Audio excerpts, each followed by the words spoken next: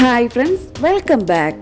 നിത്യവും മധുരപാനീയങ്ങൾ കുടിക്കുന്ന സ്ത്രീകളിൽ കരൾ അർബുദവും ക്രോണിക് ഹെപ്പറ്റൈറ്റിസും ഉണ്ടാകാനുള്ള സാധ്യത അധികമാണെന്ന് പഠനം. ആർത്തവവിരാമം സംഭവിച്ച 1,00,000 സ്ത്രീകളിൽ 20 വർഷം കൊണ്ട് നടത്തിയ പഠനത്തിലാണ് ഈ കണ്ടെത്തൽ. അമേരിക്കയിലെ ബ്രിഗ്ഹാം ആൻഡ് വിമൻസ് ഹോസ്പിറ്റലിലാണ് പഠനം നടത്തിയത്.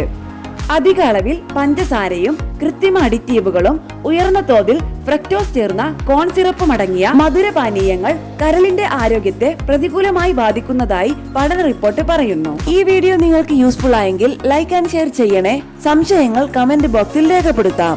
ആരോഗ്യപരമായ പുതിയ അറിവുകൾ വേഗത്തിൽ അറിയാൻ സബ്സ്ക്രൈബ് കൂടി ചെയ്തോളൂ. തീർച്ചയായും ഉപകാരപ്പെടും.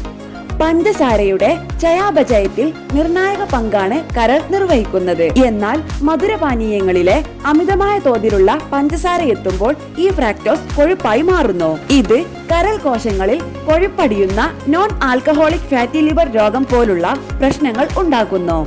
മധുരപാനീയങ്ങളുടെ തുടർച്ചയായ ഉപയോഗം ഫാറ്റി ലിവർ രോഗം രൂക്ഷമാക്കുകയും നോൺ ആൽക്കഹോളിക് സ്റ്റിയോഹെപ്പറ്റൈറ്റിസ്, ലിവർ സിറോസിസ്, കരൾ അർബുദം പോലുള്ള സങ്കീർണതകൾക്ക് കാരണമാകുകയും ചെയ്യുന്നു.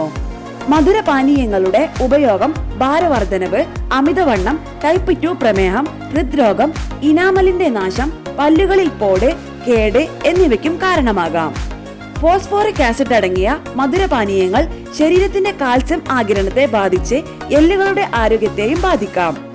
അമിതമായി പഞ്ചസാര അടങ്ങിയ പാനീയങ്ങൾക്ക് പകരം ഇളനീർ, ഹെർബൽ ടീ പോലുള്ള ബദലുകൾ തേടേണ്ടതാണ്.